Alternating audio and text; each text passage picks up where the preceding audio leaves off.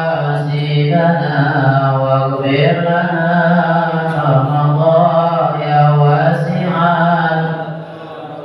Kawan-kawan sekalian, malam ini pengajian jangan lagi terlupakan, sebab itu kewajiban. Ya Rabbi Mustafa balligh maqasidana waghfir lana Ramadan ya wasi'al. Beruntunglah kita ngaji, baik buruk kita puji, insya Allah kita nanti masuk surga jannati. Ya Rabbi bil Mustafa balligh maqasidana waghfir lana Ramadan ya wasi'al. Allahumma salli wa sallim wa barik alaihi wa alihi. Qala Syekh Muhammad rahmatullahu ta'ala wa nafa'bihi wa bi barakatihi wa ulumihi wa bikum fi darani amin. Allahumma amin. Wa fi riwayatin masabi'is sunnah qila ya Rasulullah ayyu du'a'in asma'.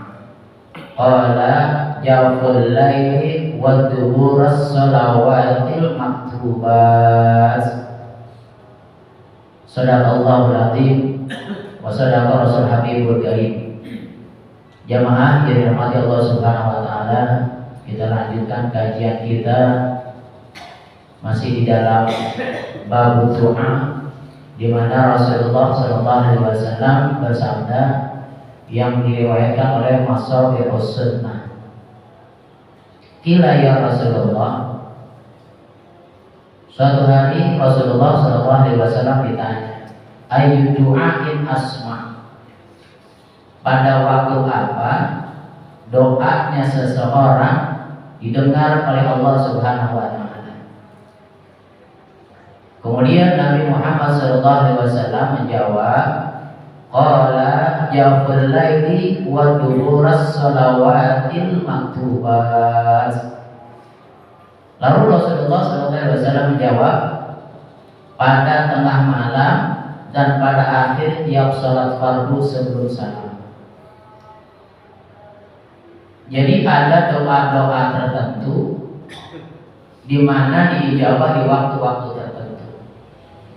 Bukan berarti doa di siang hari atau di lain waktu tidak dijawab oleh Allah Subhanahu wa taala. Mungkin yang dimaksud di dalam hadis ini adalah doanya dipercepat, ya, disegera oleh Allah Subhanahu wa taala. Maka di saat-saat tertentu tadi, maka doa kita dalam setiap hajat kita pasti dijawab oleh Allah Subhanahu wa ta'ala. Bahasa gampangnya begini, kalau kita ingin datang kepada seseorang, kita harus mencari situasi dan kondisinya atau momennya, supaya ketika kita bertemu, dengan harapan satu, orang yang kita kunjungi ada di rumah. Yang kedua, ketika kita minta sesuatu kepada orang yang kita maksud tadi, barangkali dipermudah urusannya oleh Allah Subhanahu wa taala. Segera apa yang kita minta, apa yang kita mohon bantuan diberikan sama orang tersebut. Ketiga,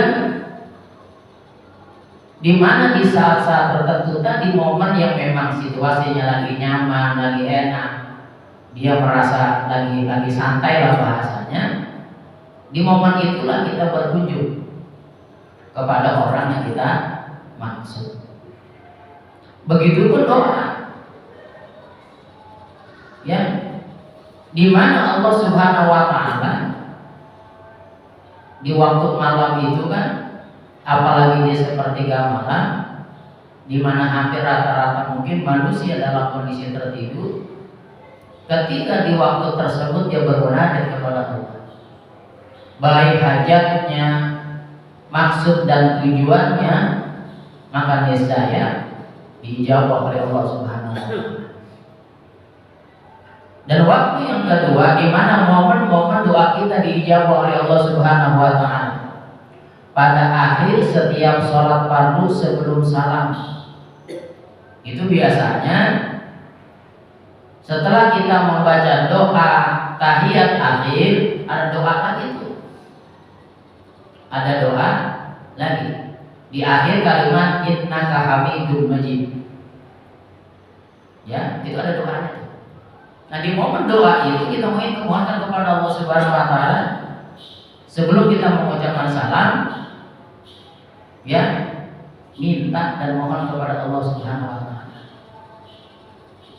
Ya, dengan ketawaduan, dengan kekhusyukan, dengan rendah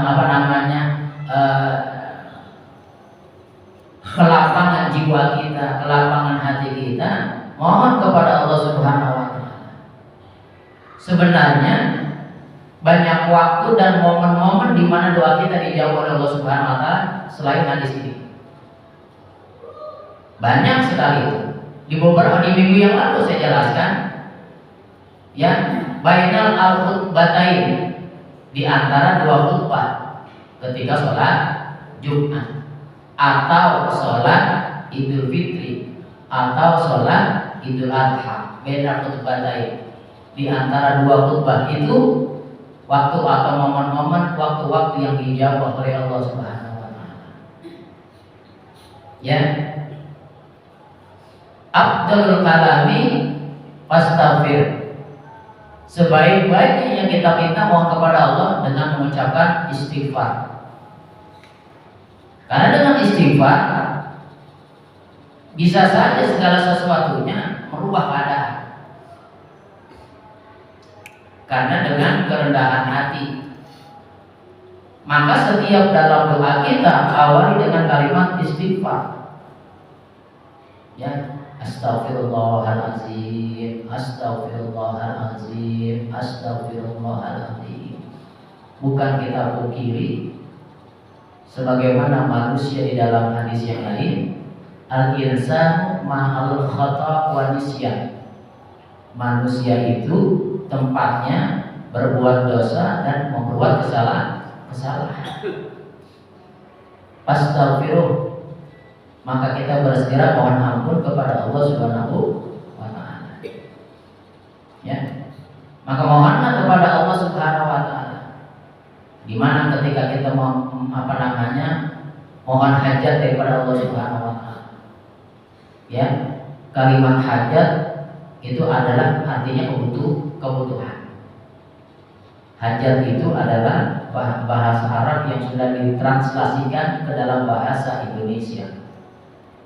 Saya ulang, kalimat hajat adalah bersumber dari bahasa Arab yang sudah ditranslasikan menjadi bahasa kita, bahasa Indonesia. Sebab bahasa kita, bahasa Indonesia, itu diambil dari 3 bahasa. Pertama bahasa Melayu, yang kedua bahasa Inggris, yang ketiga bahasa Arab. Ya. Contoh misalkan kampus itu sudah menjadi bahasa kita. Bahasa Inggrisnya kan tulisannya campus, itu tulisannya. Ya sudah ditranslasikan menjadi bahasa kita. Ini luar biasa sebenarnya hasanah bahasa Indonesia. Ya. Sehingga kalau ada orang yang menghina rukun Melayu, pasti semua orang Melayu akan keluar. Mau dari Medan, mau dari Sumatera, mau dari mana? Karena satu rukun tadi bahasa Melayu kita. Pada hakikatnya, ketika kita bermunajat kepada Allah Subhanahu wa taala, awali dengan istighfar tadi. Kita mohon ampun kepada Allah Subhanahu wa taala. Ya. Karena memang doa itu diperintah oleh Allah Subhanahu wa taala. Mintalah kepadaku, maka niscaya akan aku kabulkan. Ya. Di dalam hadis berikutnya Ad-du'a la yuraddu bainal adzani wal iqamah. Hadis riwayat Ahmad. Doa yang diucapkan antara azan dan iqamah tidak ditolak oleh Allah Subhanahu wa taala. Ya, maka ketika kita selesai sholat sunnah, baik sholat sunnah tahiyatul masjid atau sholat sunnah qabliyah, sisipkan doa. Ya, sisipkan doa. Ya, apa yang kita minta? Tentunya yang minta-minta adalah min akhlil khair, yang baik-baik. Ya, yang kita minta agar semua urusan kita dipermudah oleh Allah Subhanahu wa taala. Sehingga ada doa, Allahumma yassir umurana wa la tu'assir umurana.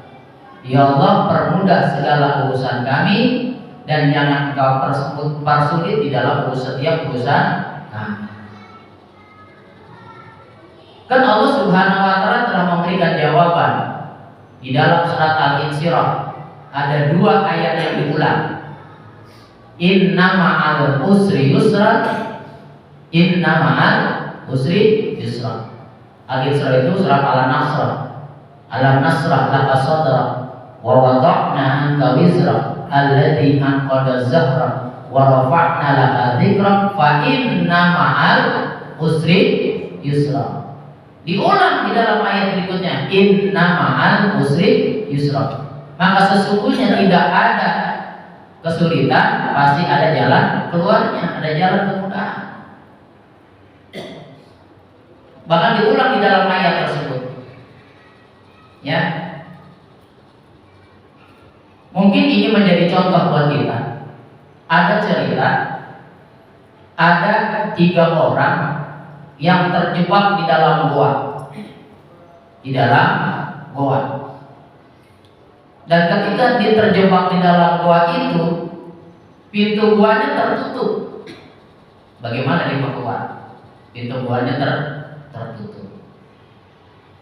Dia teringat akan doa yang pernah dia baca, atau dia pernah ingat, dia mohon kepada Allah Subhanahu wa taala bagaimana caranya supaya pintu di dalam gua ini terbuka.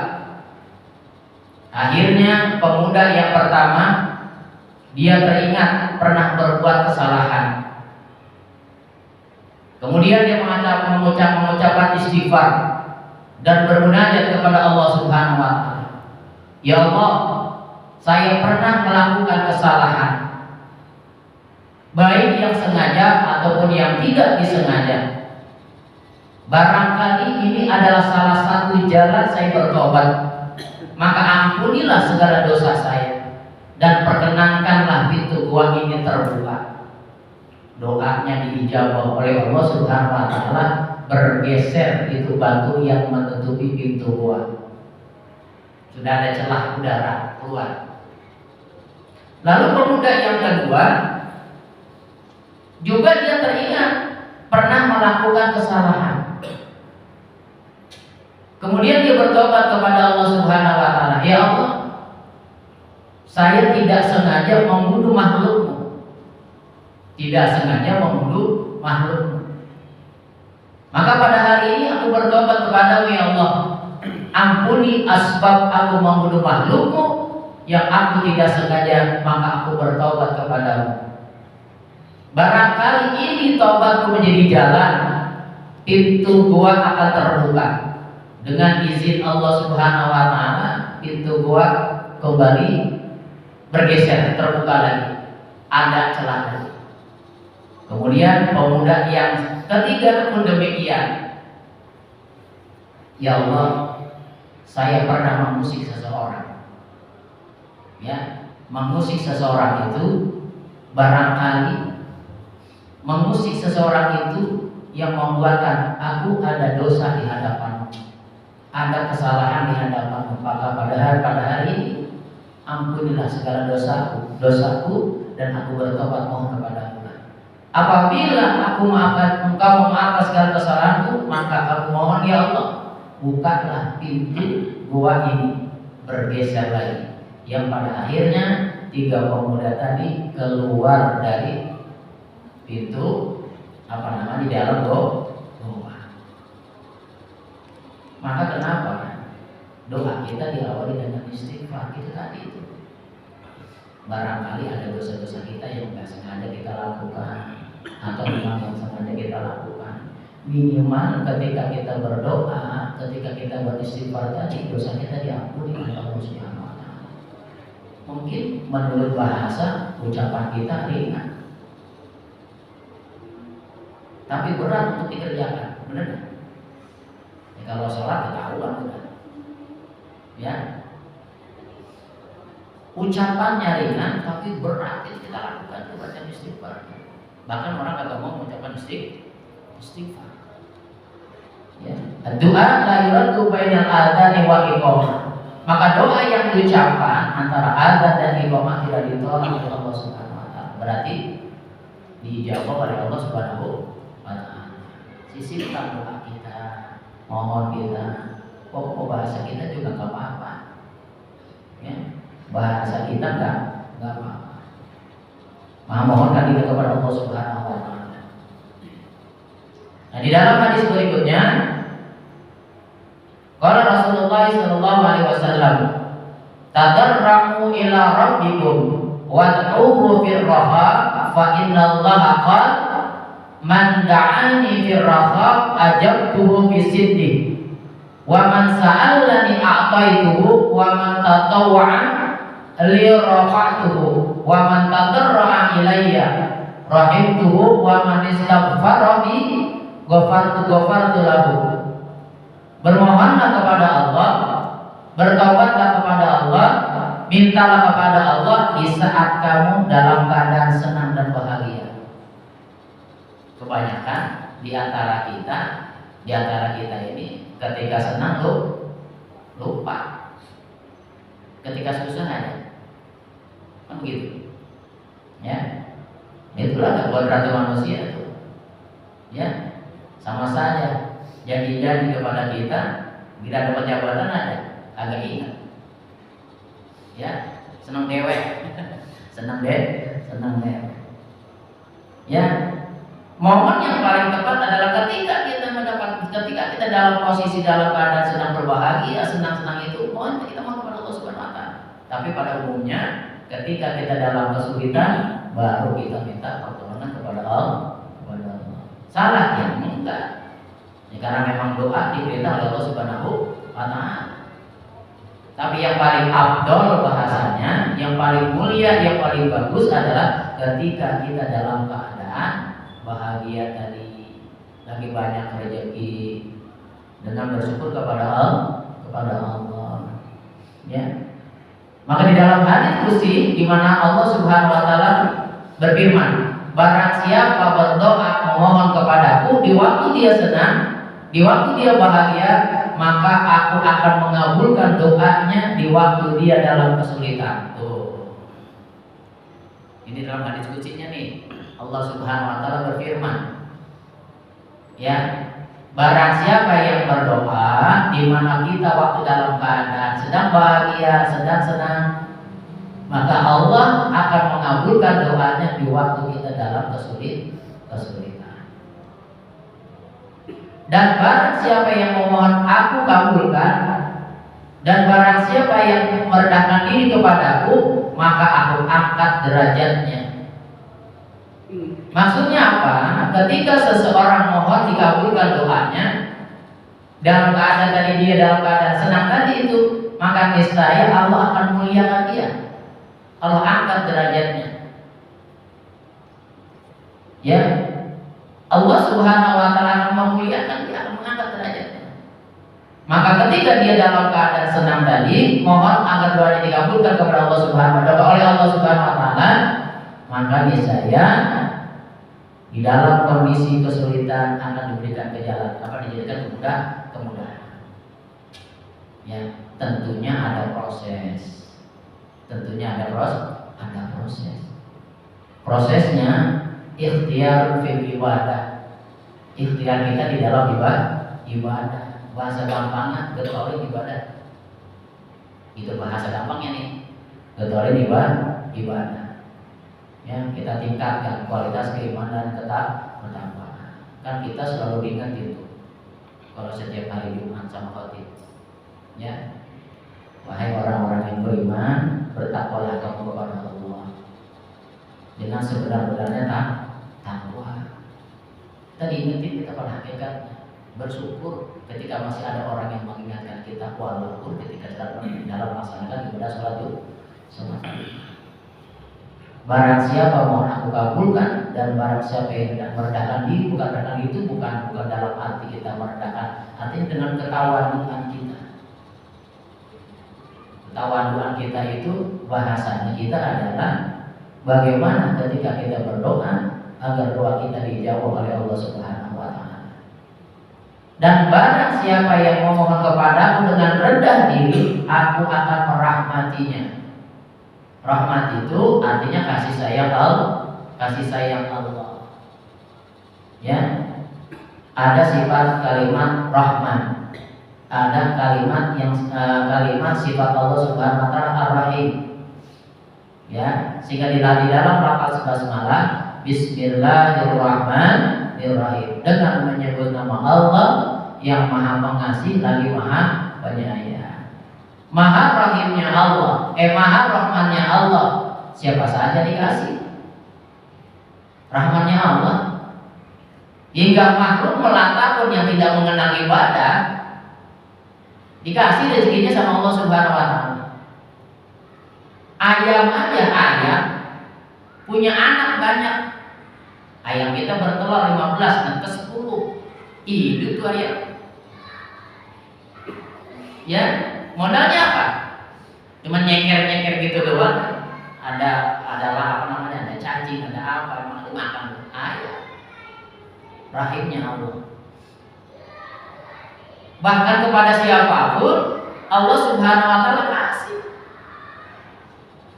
Tapi ada sifat yang lain. Ar-Rahim, Allah Maha Penyayang.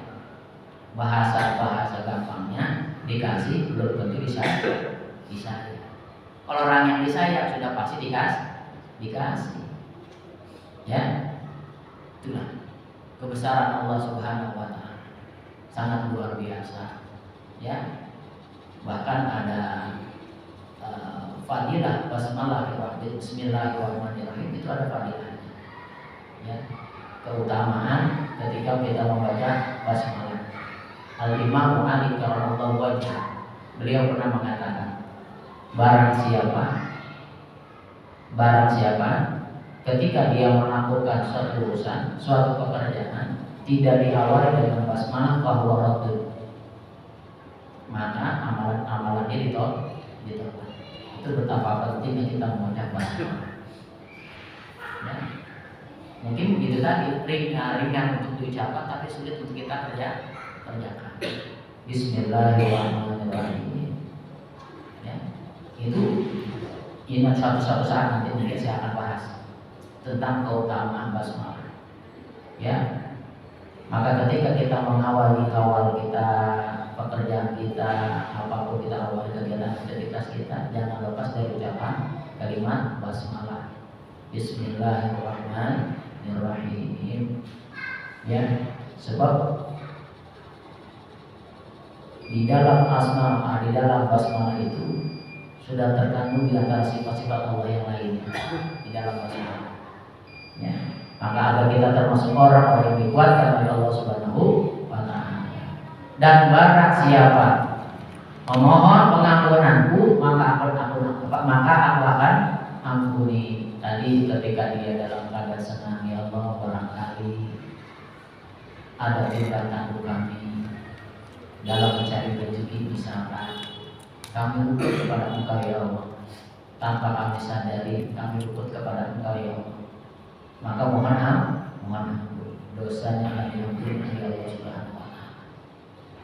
Ya, ini dalam hadis kursi ini, ketika kita berdoa, apalagi di waktu senggang itu dalam waktu kita lapar, waktu kita dalam keadaan dalam keadaan bahagia, kita modalin kepada Allah Subhanahu wa taala, itu yang paling tepat momennya. Ya, dibanding ketika kita dalam keadaan kesulitan.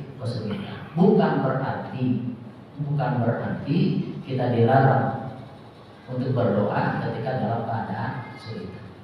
Dengan harapan kesulitan kita dipermudah oleh Allah Subhanahu wa taala. Semoga di dalam pembahasan di sini kita senantiasa mendapat barokah dan ridha kepada Allah Subhanahu wa taala, baik menjalankan aktivitas kita agar kita tidak memberikan orang-orang yang istiqomah untuk menjalankan ibadah kita kepada Allah Subhanahu wa taala, agar kita termasuk yang doa-doa kita, hajat kita, keinginan kita dan dalam aktivitas kita dipermudah oleh Allah Subhanahu wa taala. Bismillahirrahmanirrahim.